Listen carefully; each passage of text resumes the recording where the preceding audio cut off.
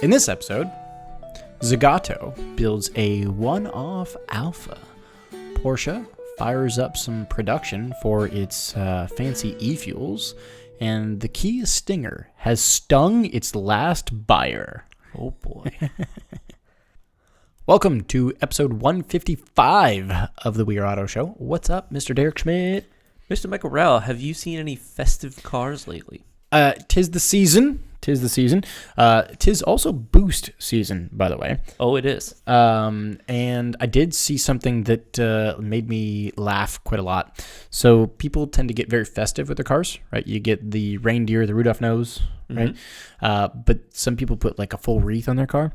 But I saw some idiot with a Mustang that put a Christmas bow that completely and totally blocked all airflow through the front grills. Oh, no. Like, props for being festive and all, but your car can't breathe.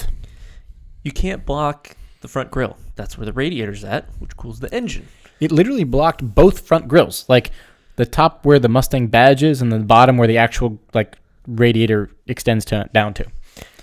Cars do have the whole fan for idling, right? So in theory, it probably could be okay. It's not a race car, so. Yes, but I wouldn't be surprised if they were driving and their temps started to go tick, tick, tick, tick, tick, tick, tick, tick, tick, tick, creeping tick, up. Tick. Yep. Yeah, you're probably right. But my car's been enjoying this weather. Oh, for sure. With its teeny tiny little turbo. More air. Colder, denser. It just takes a bite out of it. Hum. It's yummy. Umptious. It is boost weather. It is. So, shall we get into some news? Sure. Okay, let's start with an Alfa. Okay. Let's start with the very exciting Alfa. It's a one-off Alfa, and it's made by a one-off coach builder, Zagato, which we've heard of them. They've done like Aston Martin Zagatos. Zagato does fancy, cool things. I've heard of them. So they're taking a Giulia, the Alfa Romeo Giulia, right, which we have here in the States, which is a four-door saloon car, right?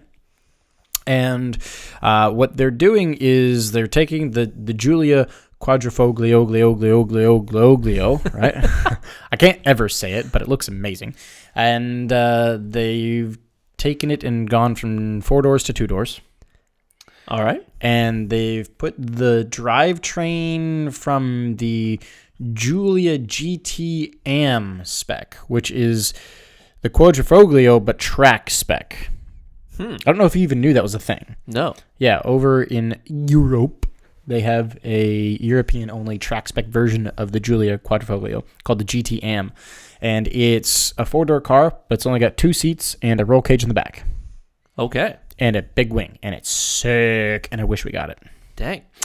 And that, the GT Am drivetrain does produce 533 horsepower. Whoa. Lots of horsepowers. This thing went from a 4-door to a 2-door? That'd be correct. That's hard to do. That'd be very hard to do, yes. That's like extremely hard to do. Yes. Okay. Yeah. I don't know how Zagato did it, but they did it. They chop it up like in half? Oh, yeah. They did a lot of stuff to it. Wow. But yeah, so it keeps that same twin-turbo 2.9-liter V6, which from the Grand Tour episode where Clarkson was driving the Giulia Quadrifoglio, he was talking about how it is essentially the same engine that is in the Ferrari California with 2 cylinders lopped off. Huh. The turbo is mounted inside of the V. Whoa. Yeah. Wild, right? That's pretty crazy. The first thing that comes to mind is like thermals. Holy moly. Yeah. You're putting Crazy. a really hot part in between other hot bits surrounding it. Holy moly. Pretty crazy, right? That's cool, though. It is very cool. But what Zagato did is they took that drivetrain, they chucked out the automatic transmission, and they chucked in a 6-speed manual. Fantastic. And they, as you mentioned, the bodywork, it is all this like one-off carbon fiber Kevlar crazy stuff with a super fierce front end that's like got vents and slats and nostrils and all sorts of things, and it harks back to the old Alphas from back in the day. And I really like it. Do you? Mm-hmm. The rear end is so Aston to me. Very. It is so Aston Martin. To me, it's classic Alfa meets modern Aston. Yeah, that's exactly it. The front end, I think there's a picture here. Yep. Of the old car in the new car, which is an old Alfa and a new one. That's cool looking. I can see the resemblance. Mm-hmm. Whoa. It's neat. It's neat, right? It is really neat. It's sick. Zagato. I like it a lot. Yeah. We're never going to see it. Uh-oh. It's one of one. Oh, okay. It's one off, right? It's cool. Okay. But apparently this comes as almost like I don't want to say a send-off, but an almost send-off of the Giulia, because Alfa is apparently, they are going to be apparently in 2027 only selling electric vehicles. Okay. Yeah. So 2025 is when the Giulia is supposed to be all EV-ified. So 2 more years. This is only a one-off anyway. So very neat. I wish it wasn't a one-off, but I cannot imagine the amount of work that went into lopping 2 doors off this and turning it into a molded Aston Martin thing. Like, holy moly. Why not just build it from the ground up at that point? Jeez. Mm-hmm. But very cool. Very cool. Now, there is no price listed, but I would imagine it's probably millions. There never will be. There never should be. It's a one-off. Mm-hmm. Neat car. Very neat. Now, this is the time of year when there's not a whole lot of news to talk about. So I'm glad that this did come to fruition. Mm-hmm. Very cool. Very, very cool. So shall we move on to some other news? Let's do it. All right. We're going to talk about my favorite brand. Okay. Porsche. You know All that. right. Yeah. So we know for a while Porsche's been in the works of making e-fuels. Okay. Or synthetic fuels that have a net carbon neutral, end state, right? Right. So the theory is you pull carbon out of another source, combust the carbon, and it's no gain, no loss anywhere. Yeah, apparently it's science that I don't understand. Okay. It's much too scientific for me. Okay. All I know is it's supposed to go in cars that have lots of little explosions, and it keeps explosions exploding. Okay. I'm a fan of that. All right. But apparently they have officially fired up the plant. And the plant is in Chile. Chile. Yep. Okay. Yep. They are officially starting production of the eFuel, the Porsche eFuel. Like we said, we know Porsche's they've been digging around with this whole e-fuels thing for many years. Apparently, they're making fuel from water and carbon dioxide, but they're using renewable energy to do it. Oh, okay. Mm-hmm. From water and carbon dioxide. Mm-hmm. That's interesting. Yep. I'm not sure how you get fuel out of that. I'm curious to know, but okay. Once again, too much science for my small brain to handle. There's some chemistry going on there, I'm sure. Lots of chemistry going on, apparently. I see in the photo here a giant wind turbine. Mm-hmm. So that's some of the renewables, I'm sure. Mm-hmm. Interesting. Yeah, And apparently Chile is a great place for it because it has a lot of renewable energy there in Punta Arenas. Yeah, I think there's a lot of wind there too because there's some big mountains. Okay. Are there any other details about it? So they are planning on being able to sell 145 million gallons by the end of the decade. Okay. That's a lot of gallons. That's a lot of gallons. Now, with that said, there's not a lot going out initially. What they're doing with this initial test batch or first batch is they're using it in somewhat of what they call lighthouse project. So their own internal stuff. Okay. Such as the Porsche Super Cup. Okay. Mm-hmm. And at some of the cars at the Porsche Experience Centers. That's cool. It's like Porsche Experience Center Atlanta, LA, Hockenheimring, all the places, right?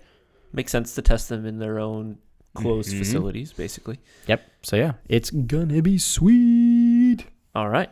Interesting that they're doing this alongside producing EVs like the Taycan and others. They state that they're still, I guess, on board with the electrification of things. Right. But this is to help keep air-cooleds running. Okay. I can get behind that. That's cool. I want to see it being sold. Yeah, I see no reason why you shouldn't go down this path if you're a car manufacturer to like keep the old cars running as long as possible. Keep the older folks that have them happy. You may as well. And your new cars seems like they're all going to be EV from X year forward at some point. Yep. So it's a good idea. Next time I'll learn some more on the chemistry about how this works. I'm curious to know how you go from water and carbon dioxide, because they're both theoretically in the atmosphere. It's rain, we breathe out carbon dioxide, and you turn that into gasoline or oil or some sort of form of combustible material in an ice engine. Not sure, but kind of neat. Too much science. Science is out for me. Just give me my nuclear fusion cars. Yes. Give me nuclear explosions everywhere. Lasers and whatnot. The light laser. Okay, we just talked about this. Uh-huh. What is laser stand for? Light. Help me with the A. Amplification. Amplification. By synchronized. Stimulated electro emissions of our radioactive radiation. That's the one. Yeah. So laser. LASER. I'm a genius. Light amplification by stimulated emissions of radiation. It holds no candle to eFuel by Porsche. No, but it is a great thing you should know when you go to trivia night. Almost every trivia night I've ever been to has asked that question. What does laser stand for? And I'm the guy. Amplification. I know it. Of the S, the ER. Yeah, Light amplification by stimulated emissions of radiation. There you go. Yes. Maybe we could power our Porsches by laser. Maybe one day. Maybe one day.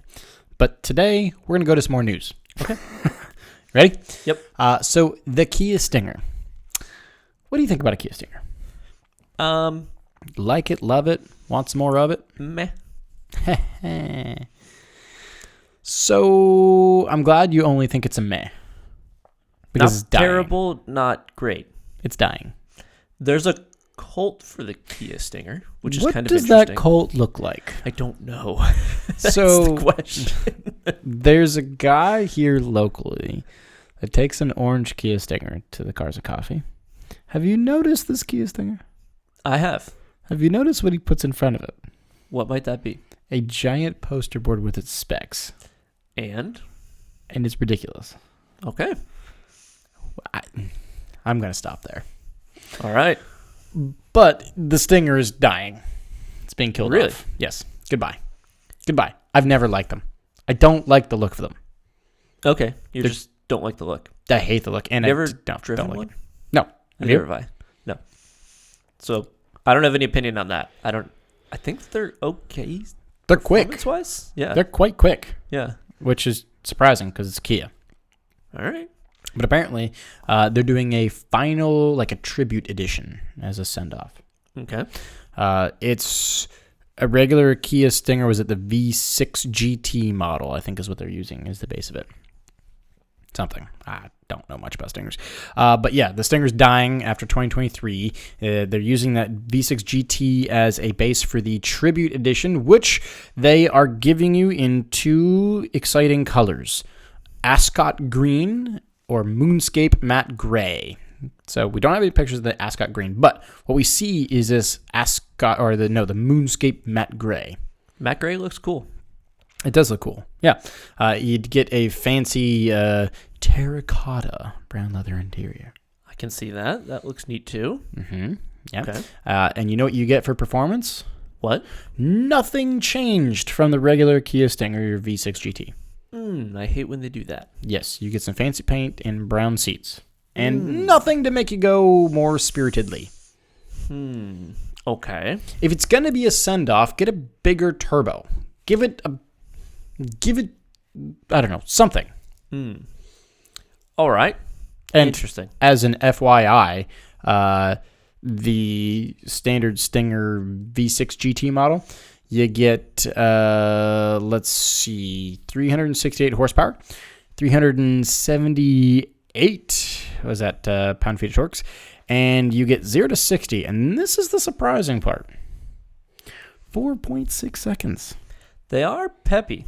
That's properly peppy. That's peppy. That's 4 fast. points. Can you imagine telling someone 15 years ago that a Kia is going to do 0 to 60 in 4.6 seconds? I will say Kia has stepped their game up a lot lately. Yes, they have. Yes. By a huge margin. Right. And the Kia Stinger is a neat car. Like I said, there's a cult following to it, and I don't really know what that looks like because I'm not really involved in that. Seems relatively quick. If you needed... what would force you to buy a Kia Stinger? If Porsche, Audi, BMW, and Mercedes never existed. The fact that you didn't look at anything else.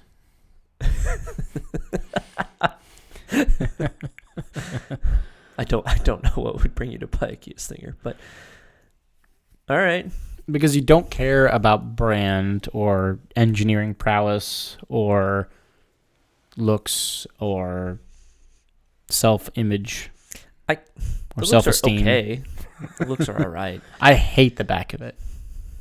It could be worse. To me, the back of it is so narrow. It suffers from a very dangerous disease called no acetol. It's got no acetol. It's all it's got. It's just like, whoop. I see what you're saying. It's no Nissan Juke.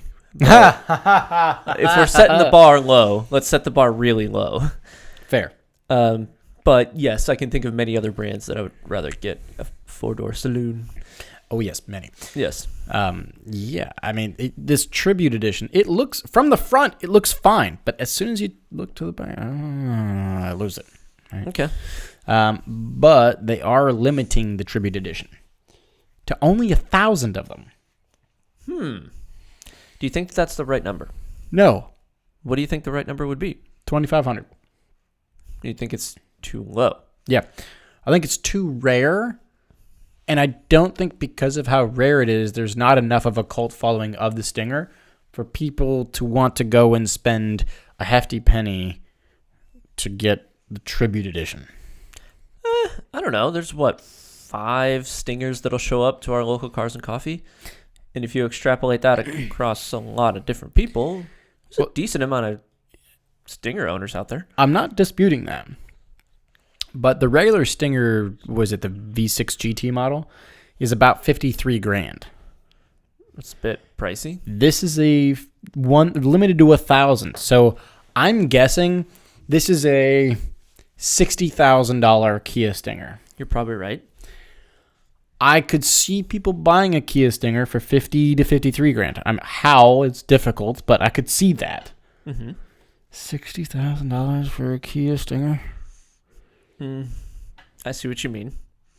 So you think that just more production numbers would bring the cost down? Mm-hmm. I think this should have been $2,000 to $2,500 of them made for $55,000.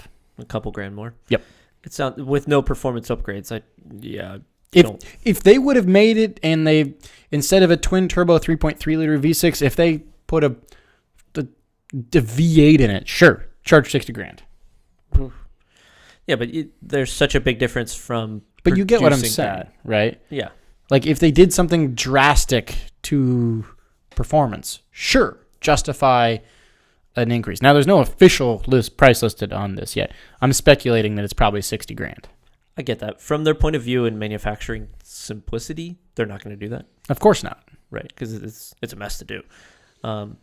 Just slapping a coat of paint on it and putting some accents here and there, which is pretty much what they did here, and marking it up by what we suspect to be almost $10,000 is just printing money. Mm-hmm. I don't know. I don't like this. I'm not super. I think 1,000 is not a bad number. I can see your point of view, but I also wonder if they would have gone to like 100. Could they have sold it for dumb money? Are there that many people that want a dumb money expensive Kia Stinger though with fancy paint? Yes. You think there's that many of them? Yes. I just can't see a world where there's that many people willing to spend that much on a Stinger. I bet you over in Dubai, this is a hot ticket item. Oh my God, it's a Kia. It's not a Bugatti. No. In Dubai, your police car is a Lamborghini Aventador. No one wants a Kia. Okay, some Middle Eastern country over there. Maybe not Dubai. But a hot saloon car like this would be what they want. If you live in the Middle East and you're watching or listening, let us know. Would you buy with oil money a very expensive Kia Stinger? Let us know either in the comments or send us a message on social, because I could not see a world in which someone spends nearly 60 grand for a Kia Stinger with fancy paint. You darn closed-minded American, you. I am what I am. I admit it. If it's not a Porsche, I don't like it. Rah. Correct. Yes, I accept my fate. You accept your bias. I do. Yeah. All right, that's fine. This is an interesting send-off. Do we suspect the next one's full EV? Yeah, because they're essentially making way for the EV. What did they call it? The EV6? Yeah, that's the current one. Yeah, they're doing an EV6 GT. Okay, and that will or be an EV6 S or R or whatever they're going to call it. That'll be the replacement to this. I believe so. Yeah. Okay. Is this the way it should have been sent off? Not 100% sure. It needs more power. 0 to 60 in 4.6 needs more power. It needs 4 seconds 0 to 60.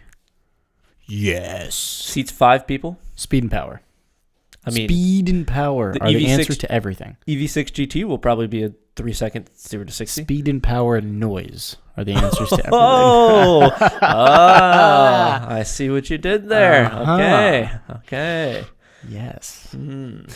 So catch. That is all of the news that I have. Do you have anything else? I do not. All right, that's going to wrap us up then. Thanks so much for watching and listening. Episode 155.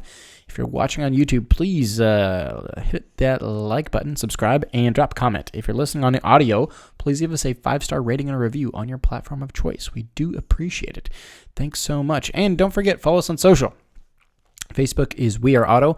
YouTube is We Are Auto. Instagram is We Are Auto _. And our website is weareauto.io, which I urge you so much to go check out because this is the off season in the racing world. And if you are like us, you're probably dying to watch some racing right about now. Go check it out. Catch some of your favorite past races. weareauto.io. So again, thanks so much. Catch you guys in the next one. Peace.